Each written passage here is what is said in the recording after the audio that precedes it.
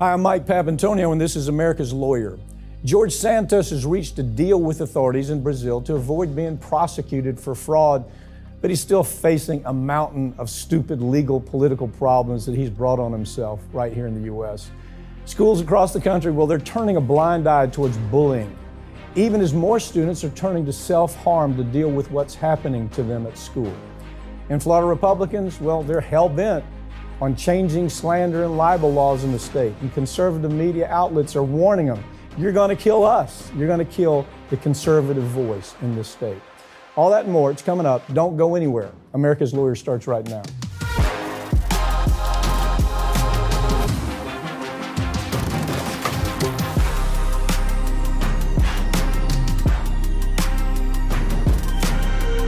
Looks like George Santos is not spending any time in prison in Brazil thanks to an agreement he's reached with authorities in that country. Probably a little money involved. But his problems here at home, well, they still remain. And Ring of Fire's Farron Cousins joins me to talk about what's happening. Farron, pick this story up. I was like you, I was going, damn it.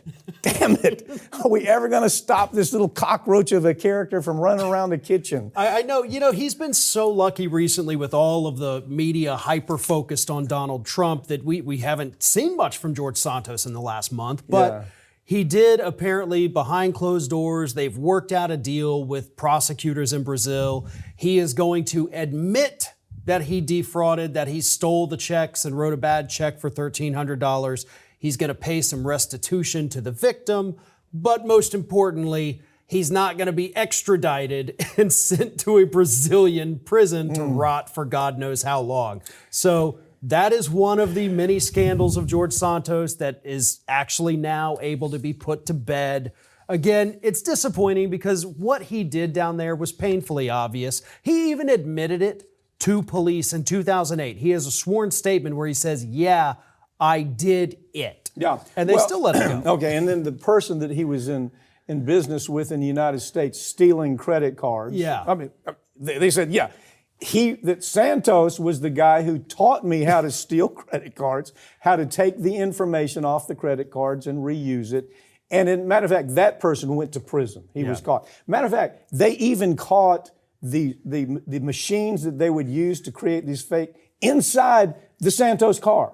Inside the car that Santos had provided for this guy. Yeah, so, I mean, in my mind, there's very little doubt that Santos was involved in that scheme. And luckily, the police in Seattle, because he went from Orlando to Seattle to pull off the scheme, they never closed the investigation, so they've picked it back up. So that may take him down. But the biggest problem I think Santos has right now, one, is that the voters in his district hate him. Yeah. And two, he actually has a very strong Republican opponent now. This guy is going to trounce. He's going to trounce Santos.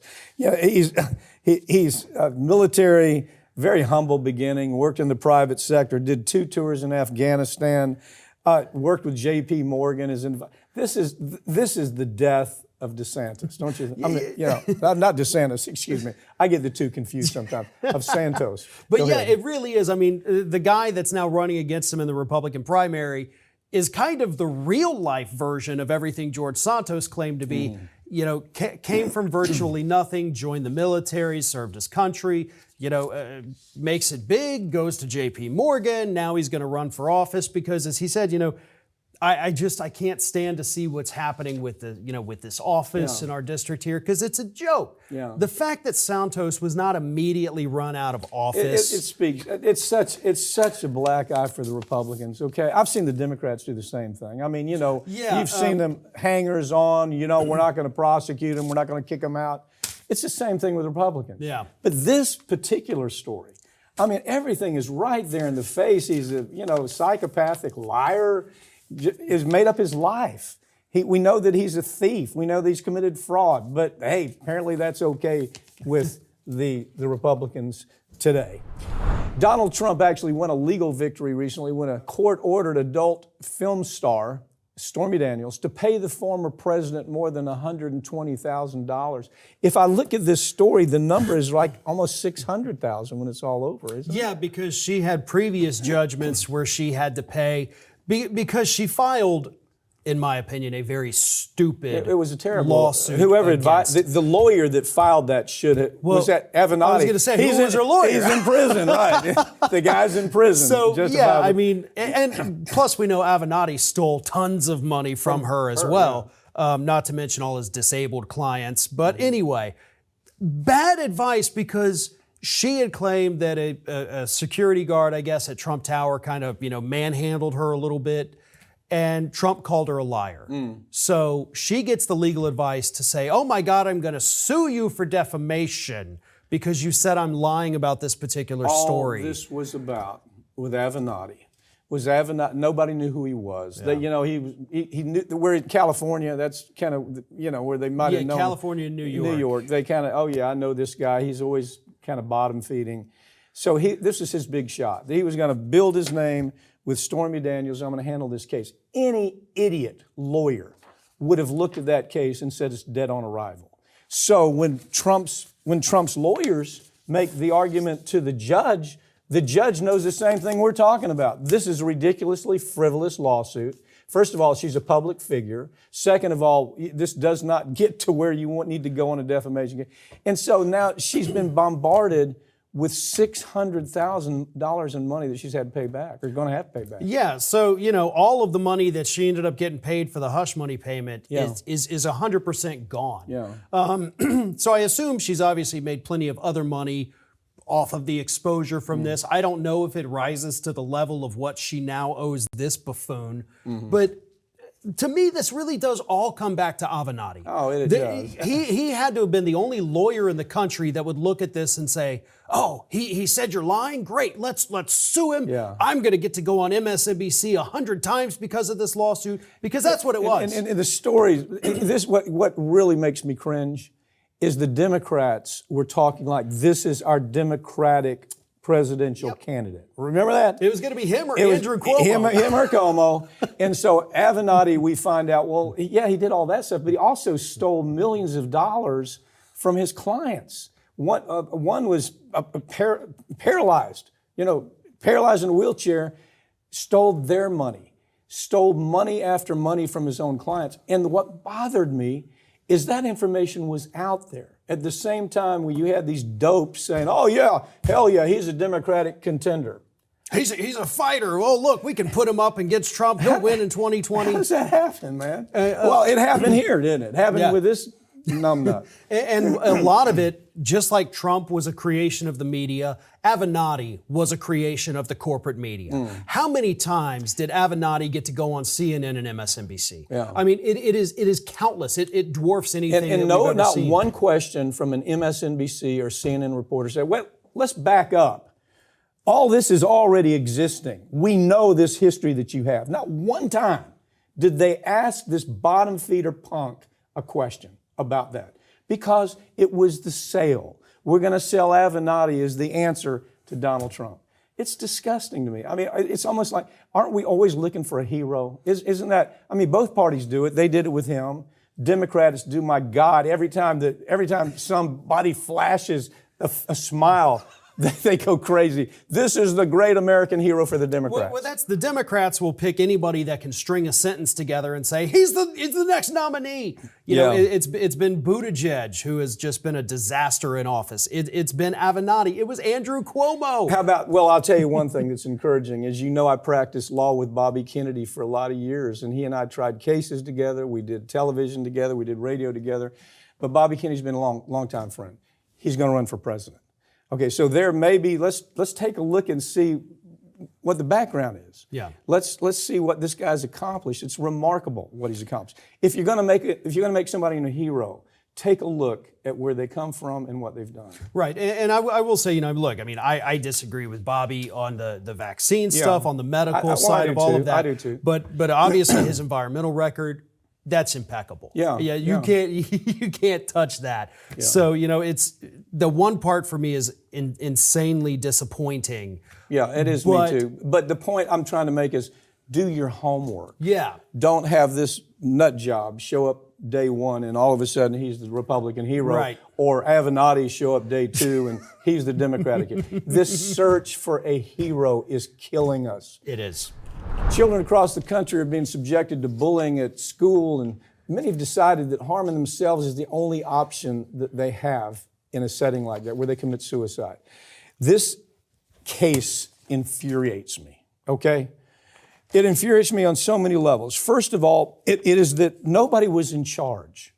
Nobody was in charge at this school. They knew that these kids had a history of bullying this girl. This young woman had lost her father just 2 weeks before. Her father dies of cancer, okay? And these little bottom sociopath, freakish girls, 4 of them, start humiliating her. They actually attack her, and she ends up committing suicide. Now, all of that was preventable. It was. The mother had alerted the school to while the mother and daughter are still grieving the loss of the father, alerts the school to what's happening, gives the names, it provides all of the evidence. This is what is happening. These are the perpetrators. My daughter's already suffering enough. Can you do something to stop this? Yeah. And the school simply says, no, we can't. We're not going to do anything. Yeah. So these kids, 3 of them are being prosecuted, and I hope this prosecutor holds these little sociopathic freaks, to the fire. But it comes down to leadership around the school, doesn't it? Yeah. I mean, don't you meet with these parents ahead of time, and you see this pattern going on, and you have a frank discussion with these 3 little oddball sociopathic girls, right? And you say, you know what? If you can't parent your child right, they can't come to this. We're not going to be the parent. That's not our job to be the parent. If you can't teach this child some decency, then you're going to have to find another place for them. There's nothing wrong with doing that. And if you have a special school that they got to be sent to because they're maladjusted, send them to the damn school. But don't make these children victims to this kind of bullying. I know. And what's going to happen here is that we're going to have to open it up so that the schools can be held liable when they ignore these threats. Yeah. It's the same situation, with the 6-year-old who shot the teacher. She's suing the administration. But this mother, in this instance, she should be able to sue the administration. Oh, yeah. No, she's going to. They're going to win this case. Yeah. They will win this case. And it's not enough for them to, I'm sorry, but it's not enough for them to, we fired one administrator, we moved another one to a different school. Lawsuits will shut this down. Well, the kids, the little bully freaks had a problem to begin with. They obviously had some kind of, the superintendent resigned. Well, he should have resigned, and he ought to be part of the lawsuit. Yeah. They need to sue him. They need to sue the school board. They need to sue anybody who touches this idea that we, by God, should be able to talk to a parent and say, you don't know how to parent. It's not our job to parent. And until you get this kid right, there's zero tolerance. They're not coming here. I don't know why we won't pull that trigger. It's disgusting. It's disturbing. I mean, I've got an 11-year-old daughter as well, and this story is... It's horrific. Just thinking about what's happening to her at school, what could be happening, on either side of it. Well, here's the choice. Either the superintendent and the school board get sued for not letting the little freak in school, or they get sued when the conduct of the little freak causes the death of another child. I take part A. If you're going to take a risk, do it with part A. Run the risk. Say, I don't care if you sue us. Your little freak is not going to be involved in being in this school. I mean, that sounds like a simple solution. Yep. Florida Republicans are still moving forward with their attempts to rewrite defamation laws in the state, but their favorite conservative media outlets are telling them, you're going to kill us. You're going to put us out of business. It is virtually... Okay, first of all, this is Andrade. I call him anonymous because most people don't even know who he is. But Andrade here is, that's him. Okay, so he's come up with a bill. Why don't you talk about what the bill is? Yeah, what this bill would do is it would basically try to rewrite federal law at the state level, which you already can't do anyway, so it should be dead on arrival. But I guess Andrade and his giant forehead doesn't care about that. So what he's done is he's got this legislation that would basically do away with actual malice, which means in order to prove defamation, you no longer have to have that standard of they did it intentionally. So if you go out there and you accidentally say something, you can be sued for it. Well, a reporter should be able to project about what they believe is happening. Yeah. They don't always get it right. Now, that's different from malice. It's different from the kind of recklessness that the Sullivan case says. Look, if you do this, defamation is going to stick, even if it's a public figure. But what they've done here is you have what I call it's the Grey Poupon politicians. That's what he is, Grey Poupon politicians that say, well, we want to go to, we want to be involved in politics, but when we do something really stupid, like we've seen this Florida legislature do again and again and again, we don't want you to talk about us. And if you talk about us, we want to lower the standard that we can sue you. Now, this guy wants to say, well, we're doing this for the greater good of the Florida public. This is not targeting reporters. This isn't to protect politicians. This is for the greater good of the Florida public. You want to tie that up for me? How this is the greater good for the public? For the life of me, I can't wrap my head around anything that stupid. But that is the reasoning that these folks are using. But people have to understand, and I know these idiot lawmakers know this. We're not out there talking about Joe Smith on the corner. The average American citizen is not getting slandered by the news media. Who is getting talked about in correct ways are the politicians and the people making the decisions. But what I love about this is that now the conservative media outlets in Florida, and for the record, a lot of them have moved down here. A lot of the big conservative organizations, their talking heads have they're moved all to over Florida. They're all over Florida. And they're now begging these politicians saying, you're going to get me sued. You're going to ruin my career because, they say wild things all the time. They push the limits, and by God, they should be able to push limits. It's their right to push limits. It's what we call the First Amendment, as long as they stay within the realm of a New York Times v. Sullivan. Now, I don't know if you know, but I got email, I got text and emails from this guy, from this Andrade, because I did a story one time, call him a man-child, something like that, I don't know. But anyway, he was upset that I wasn't able to analyze New York Times v. Sullivan, as if he was in some special position to do that. So trust me, I can't analyze the case. But he says, well, gee whiz, Clarence Thomas agrees with me, and Gorsuch agrees with me. Therefore, Pap, you're the dummy and you don't understand the First Amendment. I'm reading this, I'm going, what the hell? I said, I wrote back and said, get used to it. Whatever it is bothering you, kid. Is he talking about the same Clarence Thomas that was just busted taking yearly luxury trips from a Republican donor and not disclosling? That guy we should be concerned about? That we shouldn't be able to talk about. Oh, yeah. We shouldn't be able to I just talk got about. sued now because I've mentioned that story. Yeah. All right. Well, I'm going to have fun with this as it develops, and keep the emails coming because they're just so bizarre. It just makes for a better story. Thanks for joining me, okay? Thank you. That's all for this week, but all these segments will be available throughout the next week, and make sure you follow us at Twitter at America's Lawyer. I'm Mike Papantonio, and this has been America's Lawyer, where we tell you the stories that corporate media won't tell you every week because their advertisers don't let them. They're too tied into the money, or their political connections don't allow for it. They're too Democrat. They're too Republican, so they're afraid to talk about their party. But we're not. We'll see you next time.